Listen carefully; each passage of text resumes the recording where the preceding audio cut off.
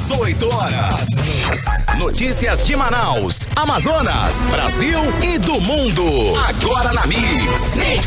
Mix 6 horas em ponto em Manaus. Boa noite pra você que está ligado na 100,7. Boa noite pra você na sintonia certa. Você que está aí no melhor Mix do Brasil. Juntos, hein? Começando mais uma edição do programa 18 horas. A informação, a notícia pra você até às 7 da noite. Hoje é quinta-feira, 23 de setembro. O ano é 2021. Boa noite, Karime Leão. Tudo bem?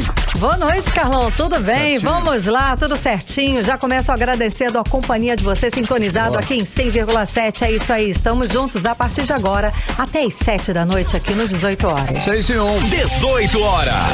Nós vamos aos destaques de hoje do programa 18 horas. Gastos milionários e desnecessários da Câmara Municipal de Manaus no alvo da Justiça. Os gastos são de 4 milhões de reais para o aluguel de picapes e outros 32 milhões para construir um prédio anexo à Câmara. Vamos falar também sobre o avanço do desmatamento na região sul do Amazonas e os motivos para esse aumento. Deputado cobra na Assembleia Legislativa que o governo do Amazonas pague o escalonado para os servidores da Polícia Civil do Estado. Essas e outras notícias, os principais destaques do dia, você confere a partir de agora. Vamos juntos com você até às 7 da noite em mais uma edição do programa 18 horas aqui no melhor Mix do Brasil. Você está ouvindo Mix 18 horas. E hoje vamos revelar mais alguns detalhes da ação penal em que o governador Wilson Lima, o vice Carlos Almeida e outros 12 servidores públicos e empresários se tornaram réu em decisão do Superior Tribunal de Justiça. Isso mesmo, Karime. O que poucos sabem é que a ação penal pede que o Wilson Lima, se condenado, perca o mandato e devolva aos cofres do Estado 2 milhões de reais referente ao prejuízo que o Estado teve, pagando preços superfaturados em produtos que sequer serviam para tratar doentes da Covid. Vamos agora conferir mais informações sobre essa ação penal em que o Wilson Lima é réu na reportagem de Juliana Gomes. A ação penal 933 contra o governador Wilson Lima pede a devolução de mais de 2 milhões de reais aos cofres públicos e perda do cargo. Wilson Lima e outras 13 pessoas são réus por peculato na ação penal recebida pelo Superior Tribunal de Justiça na última segunda-feira.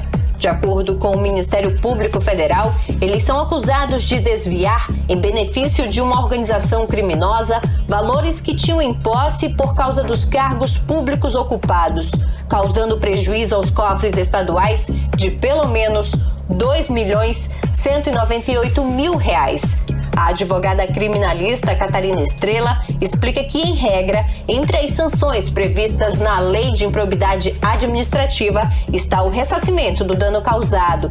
Por isso, o pedido de devolução do dinheiro. Então, ainda que esses respiradores tenham sido entregues, eles foram considerados inadequados para a função, né? Então, por isso que era como se não tivesse que existir a compra. Além da indenização, a Procuradoria-Geral da República pede a condenação dos denunciados e a perda do cargo pelos servidores públicos. Wilson Lima responde pelos crimes de organização criminosa, fraude à licitação, sobrepreço, peculato e embaraço às investigações.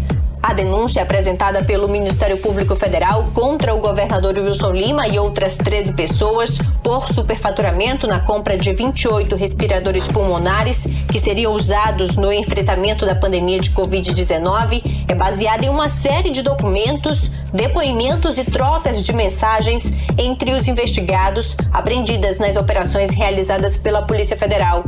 Segundo a denúncia, em uma manobra conhecida como triangulação, o governo do estado comprou os equipamentos sem licitação de uma loja de vinhos.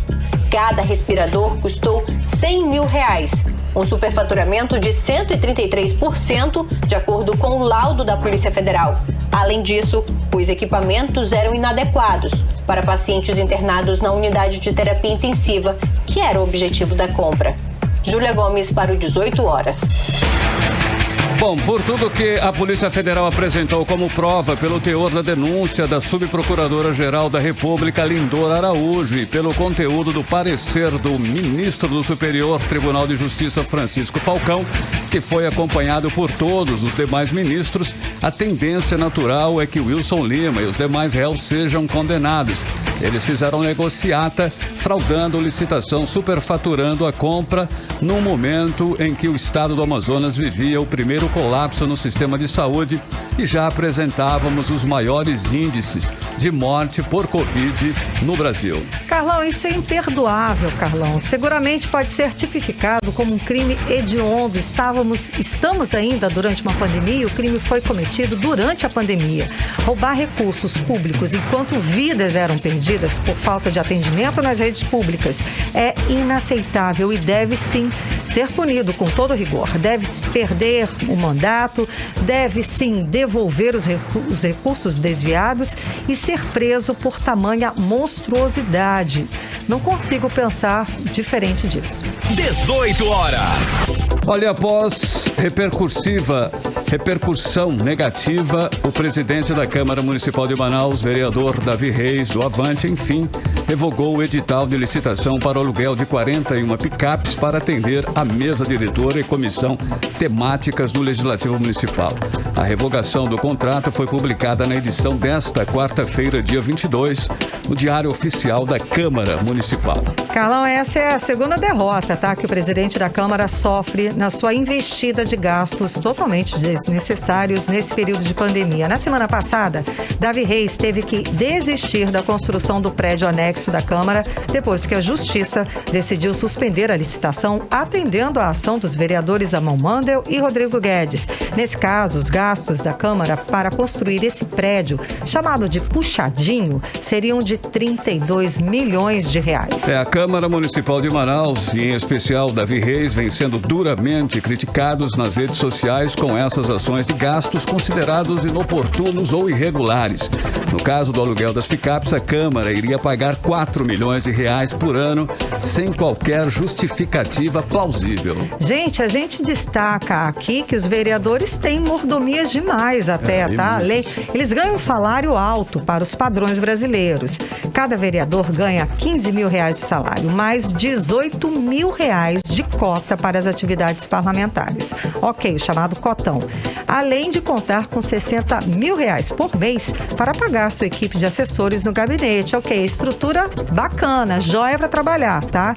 Mas mordomias que isso, aí já tá brincando com dinheiro público, né? Kareme, o custo de cada vereador chega próximo aí de 100 mil reais por mês para produzir nada ou quase nada. Poucas são as exceções, poucos são os vereadores que realmente trabalham fiscalizando e propondo leis que melhorem a nossa cidade.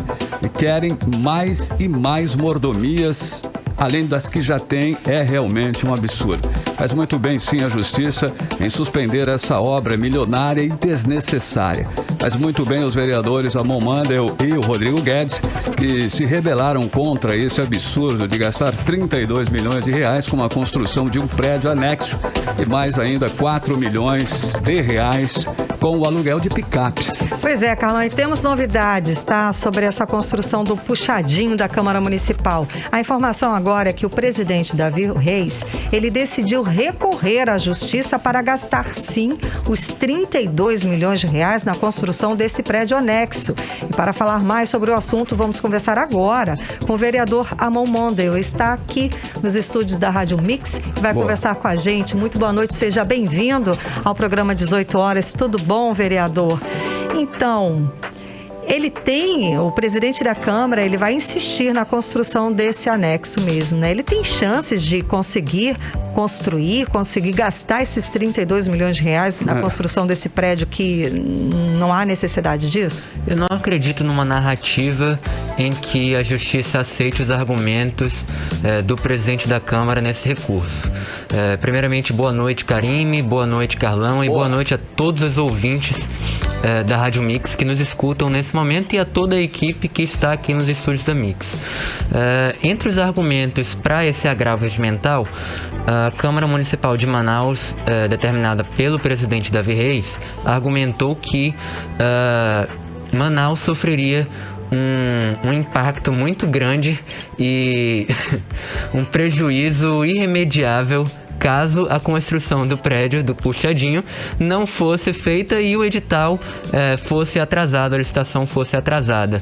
Principalmente pelo conforto que o Puxadinho supostamente traria à população que visitaria o prédio. Mas tem... Uma piada pronta. Mas tem conforto? Existe essa necessidade na sua avaliação, vereador? Bom, nós consultamos o Instituto Brasileiro de Geografia e Estatística, conforme informamos na última entrevista, e constatamos ali que pela taxa de crescimento populacional atual, que seria de 1,69%, que é de 1,69%, nós teríamos uma população entre 6 e 7 milhões apenas nos próximos 50 anos, e que nem em 2060 atingiríamos essa população. Pela Constituição Federal, no artigo 29, inciso 4º, nós vemos ali que Manaus só terá 51 vereadores quando atingir essa população. O prédio, ele vem ali para atender a essa demanda da Constituição do aumento do número de vereadores, uma coisa que não vai acontecer nem nos próximos 50 anos. Então é inadmissível argumentar que se não for construído agora, Manaus vai sofrer um prejuízo irreparável. É uma coisa que não está batendo. Vereador, e diante desse recurso aí, o que o senhor e o vereador Rodrigo Guedes estão, planejando fazer aí para segurar essa onda? Então, nossas equipes já estão trabalhando conjuntamente para dar ali as contrarrazões e contra-argumentar nessa ação, bem como em outras ações na justiça para barrar com outros argumentos. Então, ainda que, porventura, a Câmara Municipal obtenha êxito e derrube a liminar que nós conseguimos, que nós obtemos, nós temos outros argumentos ali. São 4 engenheiros que voluntariamente estão nos ajudando a destrinchar ali esse edital e o projeto básico do suposto prédio que querem construir, e nós estamos usando ali todos os problemas no projeto básico como argumentos para uma segunda ação, que já pode ser protocolada desde já, mas que será protocolada apenas se houver a necessidade. Entendi. Agora vamos falar das picapes, daquele, pretensão de gastar aí 4 milhões de reais por ano, para o aluguel dessas picapes. Para a mesa diretora e comissões, isso realmente foi cancelado? Essa ação, pelo menos, esse prejuízo, digamos, esse gasto desnecessário? Foi cancelado definitivamente, segundo a publicação do Diário Oficial. Não sei se será retomado futuramente em um novo edital, numa nova tentativa de aluguel dessas picapes. No entanto, houve uma comoção muito grande da população e uma pressão política feita por mim e pelo vereador Rodrigo Guedes, quando nós anunciamos ali, após a segunda entrevista coletiva, quando obtivemos o êxito ali ao barrar a construção do Puxadinho, anunciamos que essa licitação do aluguel dos 41 picapes seria o nosso próximo alvo na justiça e declaramos uma guerra judicial.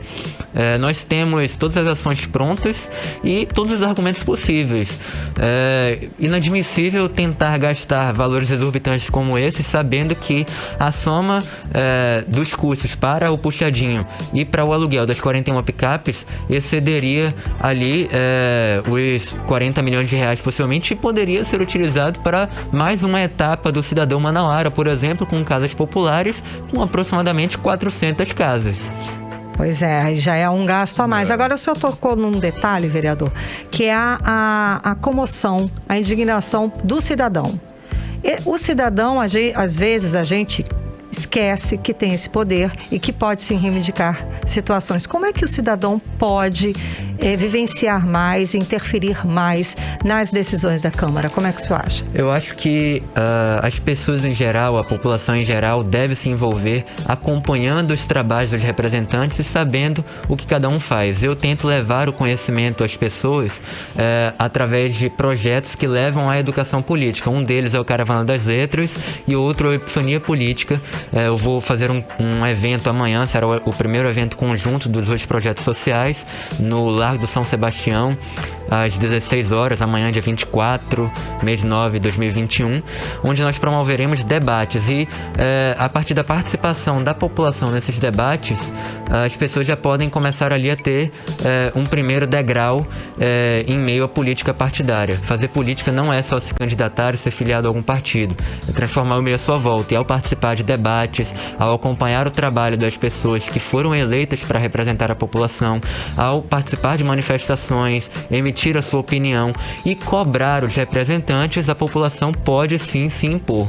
Todo poder emana do povo. Eu acredito no sistema, eu acredito que a população pode se impor, mas é preciso ter a participação popular. Enquanto o sistema permitir que eu consiga representar e lutar em prol dessa vontade popular, vocês podem contar comigo como aliados.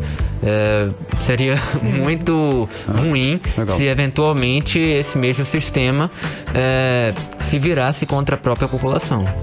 Ok, vereador, o senhor vem demonstrando aí que é possível desempenhar um mandado aí de vereador sem usar o chamado cotão de R$18 mil.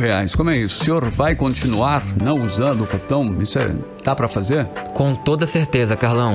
Eu sou contra esses privilégios excessivos que a classe política, que o segmento político da sociedade carrega e se beneficia, e é justamente por isso que, além de ser contra o aluguel das 41 picapes, eu também sou contra a existência do cotão.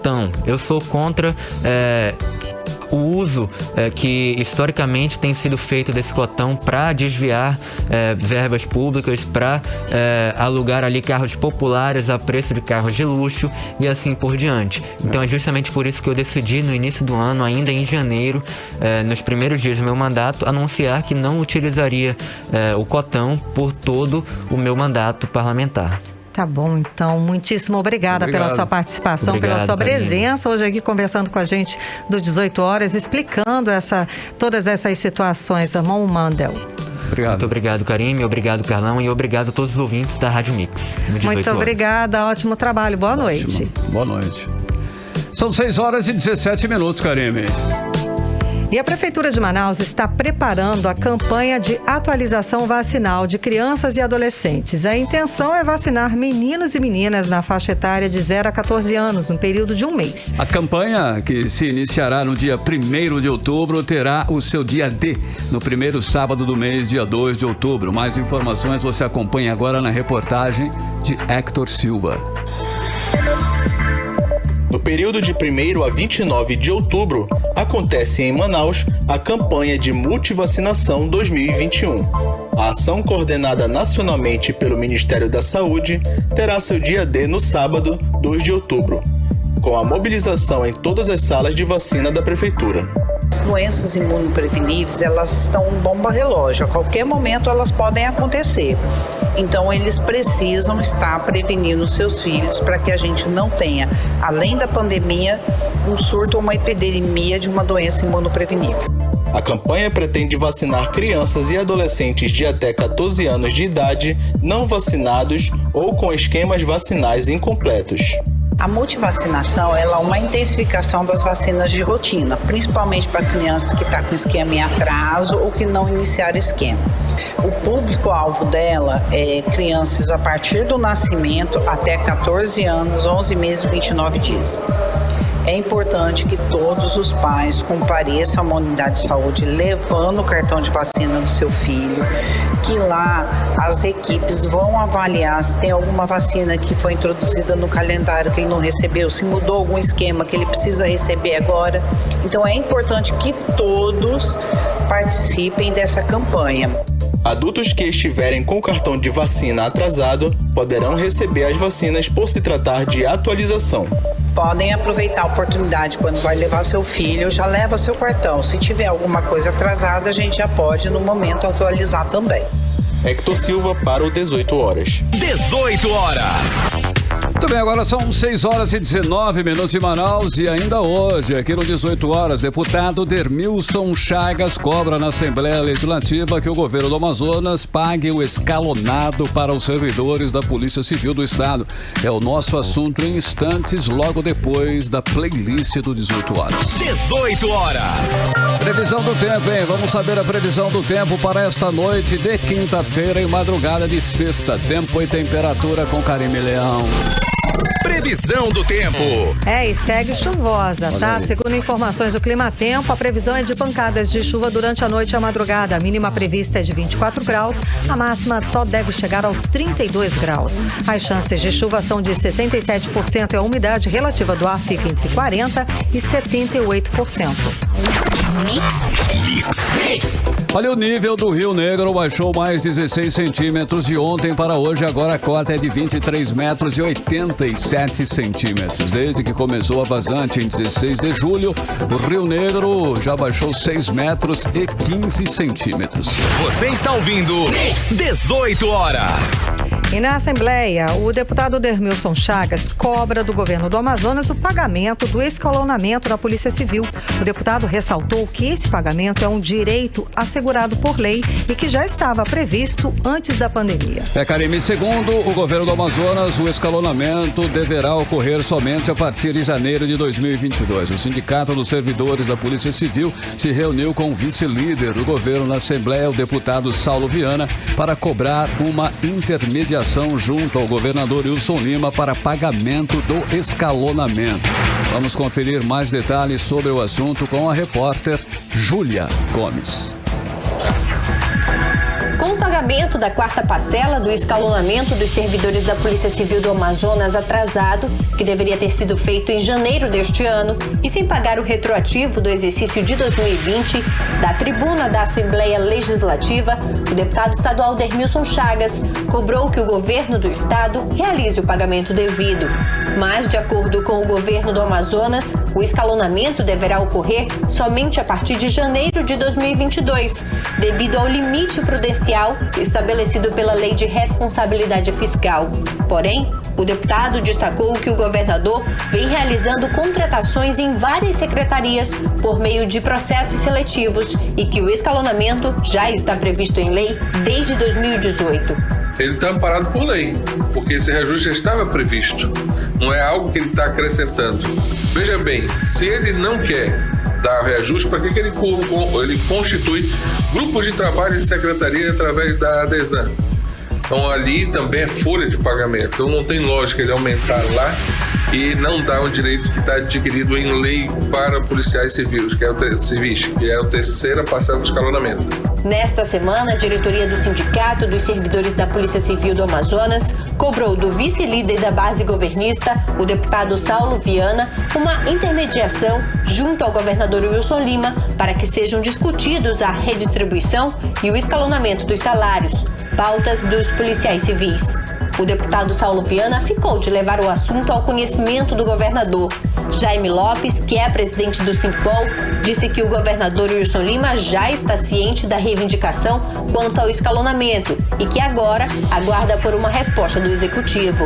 No momento, não há impedimento de ordem jurídica, houve um aumento razoável da arrecadação.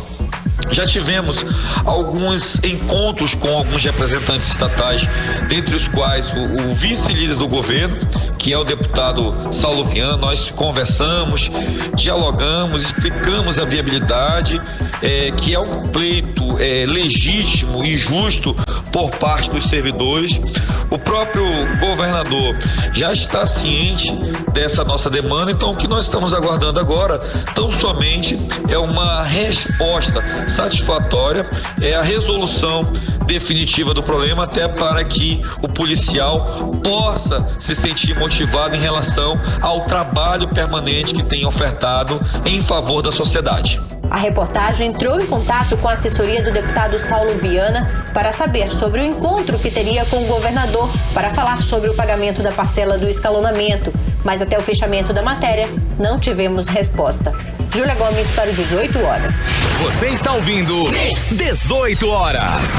E a Justiça decidiu que a concessionária Água de Manaus deve incluir mais de 60 mil famílias na tarifa social. A decisão foi concedida em ação civil pública movida pela Defensoria, que aponta grande defasagem entre o número de beneficiários atual e as famílias cadastradas em programas sociais. A decisão determina que a concessionária inclua automaticamente na tarifa social todos os beneficiários do programa Bolsa Família e os inscritos no Cadastro Único para Programas Sociais, o CadÚnico, que tenham ligação de água. A Justiça determinou prazo de 60 dias para Águas de Manaus sob pena de multa diária no valor de R$30 mil. A ordem judicial considera a grande defasagem, uma diferença muito grande, tá, de número entre o número de beneficiários atualmente, né, da Águas de Manaus e o de famílias que preenchem os requisitos para serem incluídas aí nesse benefício. Além disso, estende ao serviço de água o entendimento sobre a legislação que concede a tarifa social de energia aos cadastrados no CadÚnico e no Bolsa Família. E na ação, a Defensoria Pública apresentou dados do governo federal e da Prefeitura de Manaus que apontam que em junho de 2021 o número de famílias da cidade inscritas no CadÚnico era de 262.568 e no Bolsa Família era de 131.469. No entanto, há apenas 69.555 clientes cadastrados na tarifa social de águas aqui em Manaus. Ou seja, a diferença é grande, né, Carlão? A gente viu aí nos números, é muita gente que tem direito e não é beneficiado com desconto da tarifa de água. Agora espera-se, claro, que a empresa cumpra a decisão judicial e estenda o benefício a todos que têm direito. Aí sim, para esses que vão ser beneficiados, aí vai ser um respiro a mais, né, Carlão? Vai sobrar, Com quem certeza. sabe vai sobrar um pouquinho mais de dinheiro para colocar comida na mesa, que é esse a nossa luta diária. 6h30, boa noite. 18 horas. Olha, o Ministério Público do Amazonas vai investigar possíveis irregularidades em contratos firmados pela Prefeitura do município de Manacapuru para a compra de kits humanitários.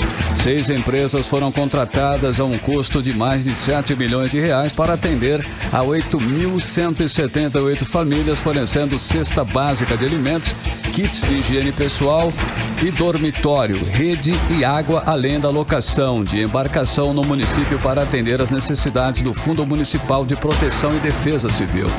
É que a Prefeitura pretende gastar os R$7 milhões ao longo de 12 meses, justificando a necessidade imediata da população. Mas então, por que comprar os kits ao longo de 12 meses? Porque, além do valor alto, o Ministério Público quer saber por que esse processo emergencial, já que são de 12 meses, né? Alguém tem que explicar alguma coisa aí. Tá mal explicado, é isso, Exato, Karine? tá mal explicada essa história. Ô, Citar. Agora em Manaus, 6h31. Vamos direto para Brasília conversar com o correspondente do programa 18 horas, o jornalista Carlos Eduardo Matos. Muito boa noite, Carlos Eduardo. Hoje foi mais um dia quente na política aí, não é? Teve discussão na CPI da Covid e protestos na votação da reforma administrativa. Carlos Eduardo, traz os detalhes pra gente. Boa noite. Boa noite, Karine. Boa noite, Carlão. Boa noite a todos. Gente, informação quentinha para vocês. Eu falo direto da Câmara dos Deputados, onde acaba de ser aprovada a reforma administrativa na comissão especial que discute a PEC 32. Foram 28 votos favoráveis e 18 votos contrários. Foi aprovado o texto principal do relator, o deputado Arthur Maia. Nesse momento, os parlamentares estão votando os destaques, que são os acréscimos ao texto principal, os chamados penduricários. Assim que concluir essa votação, a PEC segue para o plenário da Câmara para ser discutido pelos 513 deputados federais. E já tem requerimento de urgência na mesa do presidente Arthur Lira para que a reforma administrativa seja apreciada na próxima semana. Mas isso vai depender da decisão da presidência da Casa. Agora, Karine, a reforma administrativa é uma proposta polêmica porque, primeiramente, ela não inclui os servidores do Ministério Público e do Poder Judiciário. Sobre esse ponto, houve um embate entre os parlamentares na comissão, inclusive da base do governo. O relator, o deputado Arthur Maia, disse que tentou incluí-los no texto da PEC, mas existe um entendimento jurídico na Câmara que impede mudanças que envolvam essas duas categorias. O ponto principal são os privilégios, como as férias acima de 30 dias, aposentadoria compulsória, entre outros pontos. Isso continua valendo. Mas o debate vai prosseguir para o plenário, é o que promete Arthur Maia. Vamos ouvir o que ele disse. Não é razoável que A, B ou C fique de fora. Então nós estamos já com essa condição em relação ao Judiciário e Ministério Público. Existe um parecer da mesa dizendo que nós, deputados, não podemos incluir o Judiciário e o Ministério Público porque é uma interferência em outro poder. Eu pessoalmente discordo dessa tese. Agora, como é um parecer oficial da mesa da Câmara, eu preferi deixar essa decisão para o plenário da Câmara, isso vai ser apreciado no plenário. O que está na reforma é nada mais do que dizer que nenhum brasileiro pode ter férias de mais de 30 dias. O que está na reforma é dizer que ninguém mais poderá ser aposentado como forma de punição. Já pensou que maravilha? O sujeito comete um crime, rouba e é aposentado como punição e recebe a integralidade e vai para casa descansar. Então são coisas como essa que nós estamos enfrentando na reforma administrativa. A gente acabou de conferir, então, a fala do deputado federal Arthur Maia sobre a reforma administrativa. Carlos Eduardo. Pois é, Karine, a reforma administrativa é tão polêmica que o relator mudou o texto 6 vezes. Nossa. E durante a discussão, os partidos mudaram 8 de seus membros da comissão, justamente por causa desse jogo político que é a discussão, a votação e a aprovação da reforma administrativa.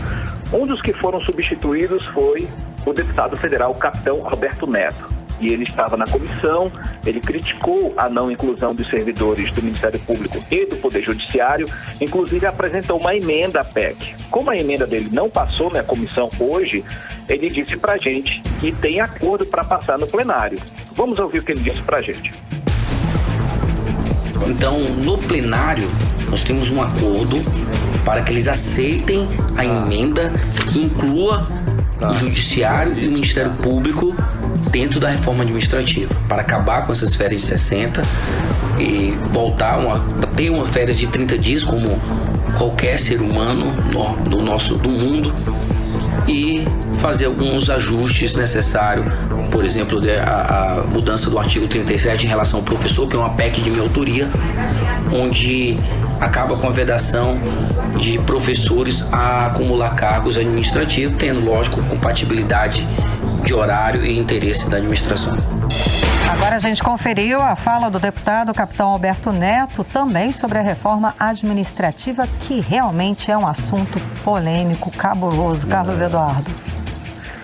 Karine, essa parte do envolvimento, da não inclusão dos magistrados, dos servidores do Poder Judiciário como todo e do Ministério Público causa uma espécie de injustiça a essa PEC. Mas como ouvimos o deputado Arthur Maia, que é o relator, esse assunto vai voltar à tona no plenário. Então essa discussão prossegue. É um assunto muito importante para os servidores do Ministério Público, dos Ministérios Públicos estaduais, federais, de todo o Brasil. Esse é um assunto que precisa ser acompanhado.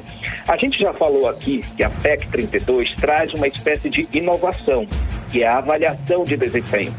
Todos os servidores ficarão submetidos a essa avaliação, que vai determinar a permanência deles no cargo. Mas isso vale para os servidores que iniciarão em breve, que vão passar no concurso público assim que a lei for sancionada. E não os antigos, né, Carlos?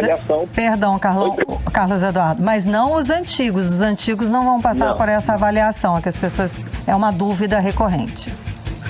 A questão, a avaliação de desempenho, todos os servidores vão ser incluídos nela, mas a questão que a determinação que vai ser determinante para a condição da demissão ou não, isso daí para os servidores novos. Ok. Inclusive essa questão da avaliação do desempenho vai ser um item de controle dos tribunais de contas. Os tribunais de contas vão cobrar dos órgãos federais, estaduais e municipais a avaliação de desempenho dos servidores.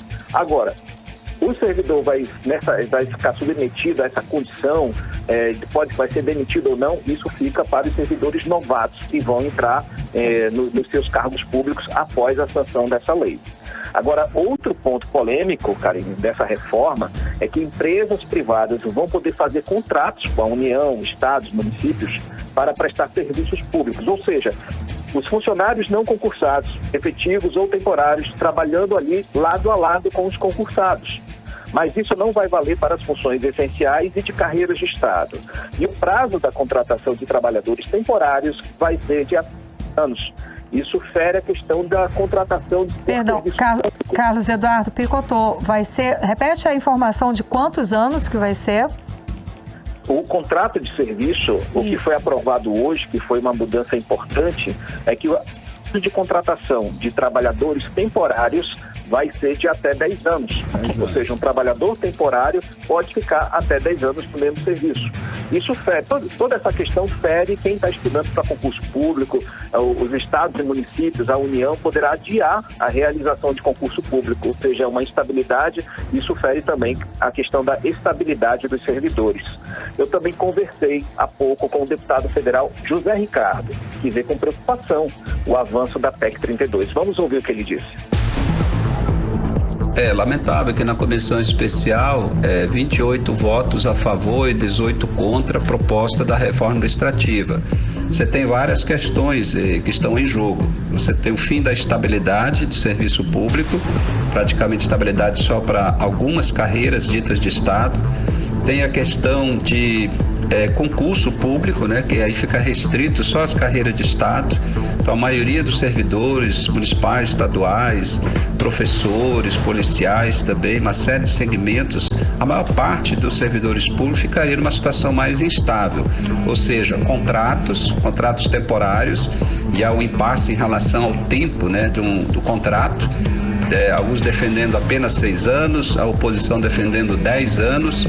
Depois, a possibilidade de ampliar a privatização de serviços públicos, serviços essenciais, serem repassados para a iniciativa privada. Então, no geral, a proposta significa fragilizar o serviço público, diminuir a responsabilidade do Estado, e a maior parte dos funcionários municipais, estaduais e também federais estariam sendo contratados numa situação de poder ser demitido em determinado prazo, provavelmente com poucos ou nenhum direito, como já acontece hoje. Então, realmente, são vários impasses, já foi aprovado na comissão, tem uma série de destaques, emendas, e depois deve ir para o plenário. Aí agora a gente conferiu a fala do deputado federal José Ricardo, também apontando alguns impasses desta reforma administrativa. Carlos Eduardo. Muitos. Agora vamos acompanhar os próximos passos da PEC. Agora que foi vencida a questão, superada a questão da PEC, da comissão especial, o assunto foi aprovado, né? Todo o texto foi aprovado, com a aprovação dos destaques, segue para o plenário, e aí vai ter uma batalha. Essa pauta é de extremo interesse do governo federal e vai envolver muita discussão, muita deliberação e 2 turnos de votação. Ou seja, não vai ser um assunto que vai se resolver na próxima semana. O que vai ser decidido na próxima semana pelo presidente Arthur Lira é se vai colocar em votação ou não, se vai colocar em discussão ou não, porque aí são mais meses de trabalho. Mas vai depender da temperatura do governo, o clima entre o Poder Executivo e o Poder Legislativo. Tudo isso são elementos para que vão definir a colocação ou não da reforma administrativa na pauta da Câmara dos Deputados. Ou seja, agora, né, Karine, isso que eu ia falar, Carlos Eduardo, perdão de cortar de novo, ou seja, acho que a conclusão da CPI da Covid ainda está mais próxima. Acho que essa reforma vai ficar para o ano que vem mesmo, não é isso? Olha, Karine, está tudo tão difícil, está tudo tão difícil, né? Assuntos que a gente achava que poderiam ser postergados para o ano que vem foram aprovados agora esse mês. Então depende do acordo, depende das conversas entre os partidos e principalmente do alinhamento entre o presidente da Câmara e o presidente Jair Bolsonaro. Como esse assunto é um assunto de extremo interesse do governo, é possível que esse assunto chegue, vá pelo menos se encerre aqui na Câmara e vá para o Senado até o fim desse ano. Mas no Senado, como o presidente Rodrigo Pacheco, ele tem sido mais resistente às pautas do presidente Jair Bolsonaro, então é possível, a gente pode cogitar sim que não seja sancionada a lei, não seja promulgada a PEC da reforma administrativa esse ano. Ou seja, como eu falei, é um desafio enorme para colocar esse assunto em votação e com certeza os servidores públicos de todo o Brasil estão torcendo para que essa pauta não passe, porque tem muitos pontos negativos que tiram direitos dos servidores, tanto os efetivos quanto aqueles que ainda vão entrar no serviço público, Karine. Ok. Certo. E CPI da Covid, Carlos Eduardo? Cada dia é um episódio diferente, uma né? novela. É verdade, Karine. Olha, hoje a CPI, ela ouviu o diretor institucional da Precisa Medicamentos, que é o empresário Danilo Trento. Ele é suspeito de ter participado de negociações para a compra de vacinas indianas Covaxin, cujo contrato entre o Ministério da Saúde e a Precisa Medicamentos tinha indícios de superfaturamento, e esse contrato não foi para frente. O empresário se negou a responder diversas perguntas, e isso irritou bastante os senadores, que chegaram até a cogitar a prisão dele. Mas o que chamou a atenção do Brasil, Karen, não foi o silêncio do empresário, foi a briga do relator, senador Renan Calheiros, e com o senador Jorginho Melo, de Santa Catarina. Eles quase foram às vias de fato, tiveram que ser segurados aos gritos de puxa-saco, picareta, vagabundo, ladrão. Uma vergonha nacional, né, Karine? Nossa. Vamos ouvir. Quem está nos assistindo pelo aplicativo humano vai poder ver as imagens, mas quem está nos acompanhando pela rádio vai ouvir o áudio. Vamos ouvir. Senador Renan, não foi o presidente que escolheu, foi os picareta que tentaram vender. Não grite, eu não dei a palavra ao senador Jorge, ele não pode me interromper, não grite. O senhor não pode estar falando isso do presidente, o senhor não tem envergadura para falar isso. Vossa Excelência não pode me interromper, presidente, ele não pode me interromper. Que é isso? Ele não pode me interromper. Eu posso interromper, o senhor não está falando a verdade. Eu não permito que o senhor me interrompa. Quem é o senhor para defender o senhor presidente da República quando o senhor quiser. Aqui, na hora em que eu falo, não. Não foi ele que escolheu esses picareta. Quando eu acabar, Vossa Excelência pode falar, mas durante o momento em que eu falo, não aceita interrupção. Não aceita, mas eu falo do mesmo jeito. Tu está aceitando ou não? Mas eu não aceito. Vai pros quintos então. Vá Vossa Excelência com seu presidente. E com o Luciano Hang. O senhor não vai lavar a boca para lavar do Luciano, para falar do Luciano. Vá Vossa Excelência com seu presidente e com o Luciano Hang. Um empresário decente. Senhor presidente. Um homem honrado. Vai lavar sua boca, vai. Vai lavar a tua, vagabundo. E vagabundo é tu, ladrão. Vai lavar picareta. A tua, vagabundo. Senhor presidente, ladrão, picareta com o Brasil conhece. Vem provocar. Você é um ladrão, picareta. Ladrão, picareta é você. Ladrão, picareta é você. Você está ouvindo 18 horas. Senhores ouvintes, a gente acabou de acompanhar, né, Carlão? Que coisa, né? Um trecho da sessão de hoje da CPI da Covid lá no Senado Federal, e são ministros falando durante a sessão. Chegou a esse nível, não é? Carlos Eduardo, explica pra gente. Mas olha, Karina, é engraçado, é vergonhoso, é constrangedor, cômico, né? Mas tudo isso, Karine e Carlão, explicando para vocês, é um jogo. Um jogo com a tentativa de tentar desestabilizar a CPI e tirar a credibilidade da comissão. A comissão ela vai encerrar daqui a uns dias. O senador Jorginho Melo, ele é técnico nisso. Ele e o senador Reis, que vem fazendo piadinhas dentro da CPI, quer chamar a atriz pornô para prestar depoimento. Tudo isso são coisas que eles colocam, que a ala governista coloca para tentar desestabilizar, constranger a CPI e tirar a credibilidade do relatório. Daí a confusão com o senador Renan Calheiros. Provavelmente houve alguma discussão antes da reunião da CPI, tanto que o senador, quando ele ouviu a voz do senador Jorginho Melo, ele se irritou, mandou ele calar a boca. Então já havia uma conversa anterior que eles já haviam brigado antes. O desfecho foi ali, ao vivo, para todo mundo ver.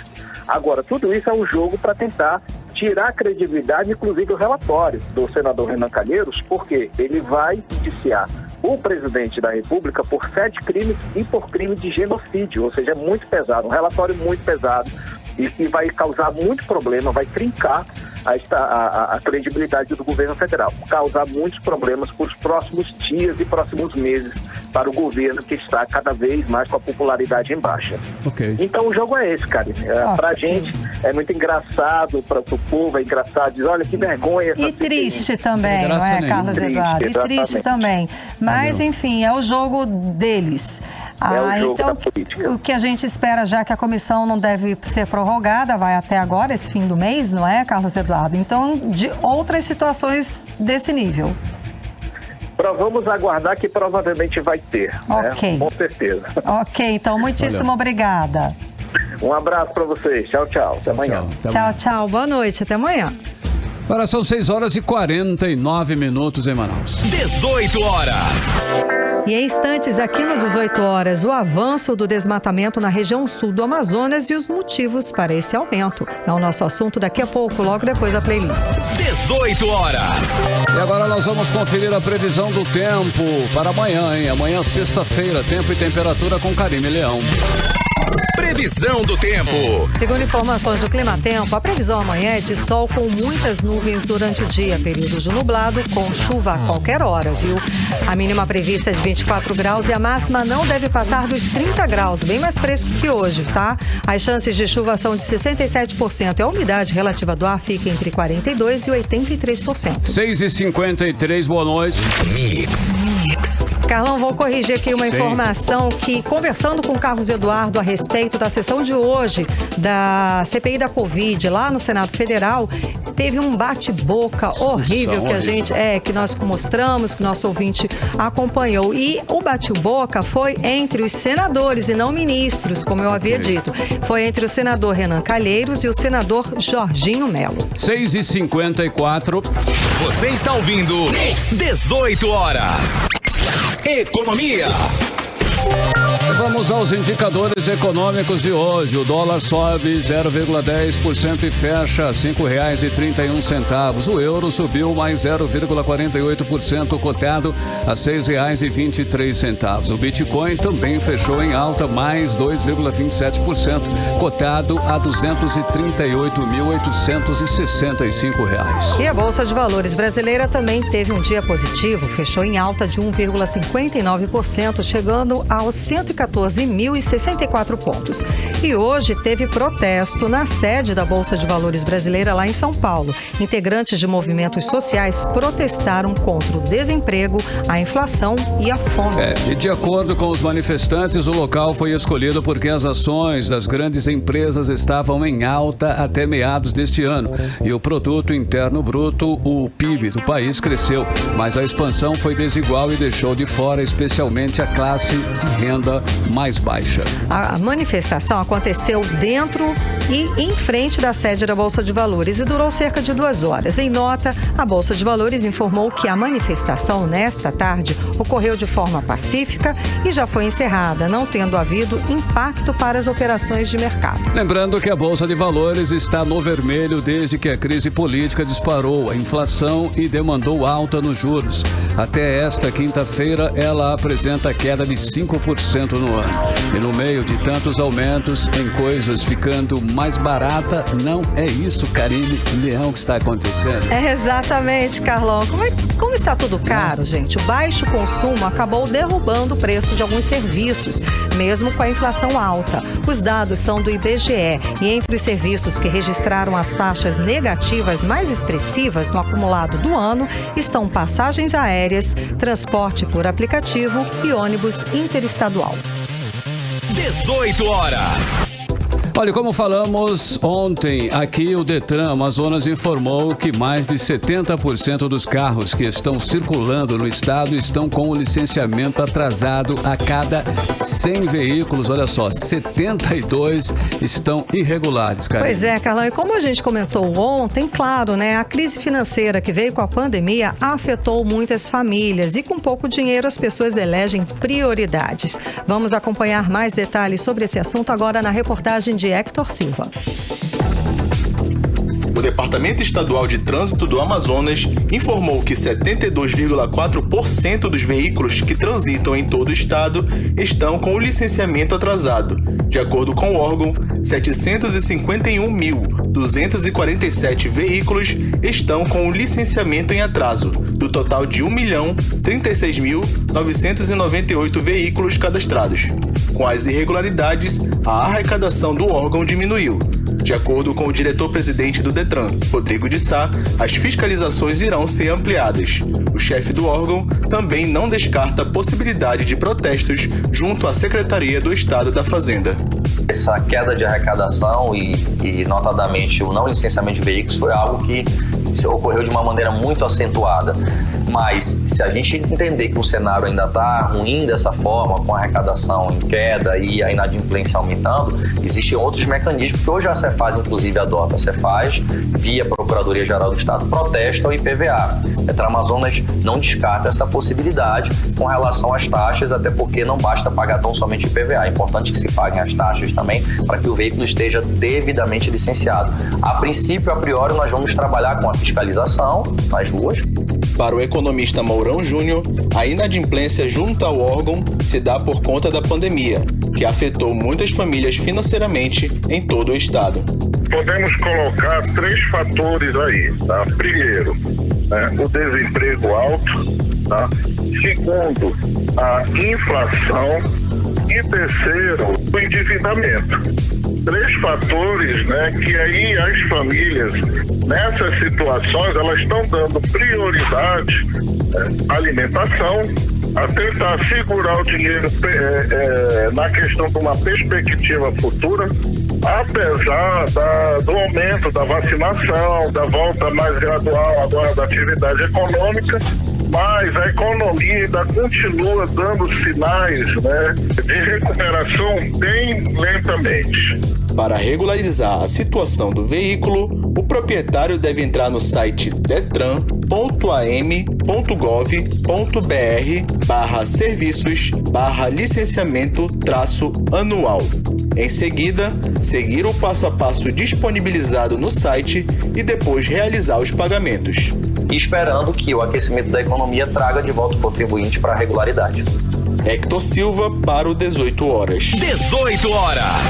6 horas e 59 minutos. Agora nós vamos atualizar os números da Covid-19 aqui no Amazonas e no Brasil com Karime Leão. E a Fundação de Vigilância em Saúde do Amazonas traz o diagnóstico de 50 novos casos da doença, totalizando para 426.175 o total de casos da Covid-19 no Amazonas. Ainda de acordo com o boletim, foi confirmada uma morte por Covid-19, elevando para 13.718 o total de mortes no estado. E no Brasil, o Ministério da Saúde informa o total de 21.300.000 pessoas com diagnóstico positivo para a Covid e 592 mil mortes. Agora 7 horas em ponto, seguimos direto para o Editorial 18 horas. Editorial 18 horas. Pesquisa Datafolha divulgada hoje mostra que piorou a imagem do poder legislativo brasileiro diante dos eleitores. Quase metade, 44% dos entrevistados consideram ruim ou péssimo o trabalho dos deputados federais e senadores. A falta de fé no parlamento coloca em risco a própria democracia. A credibilidade de cada um dos parlamentares reflete na credibilidade do parlamento. Os números da pesquisa mostram a profundidade da crise institucional no país. Os cidadãos precisam acreditar nas instituições. O regime democrático depende disso. Os parlamentares devem se esforçar ao máximo para dar bons exemplos. Afinal, foi para isso que pediram votos e foi para isso que foram eleitos. 18 horas.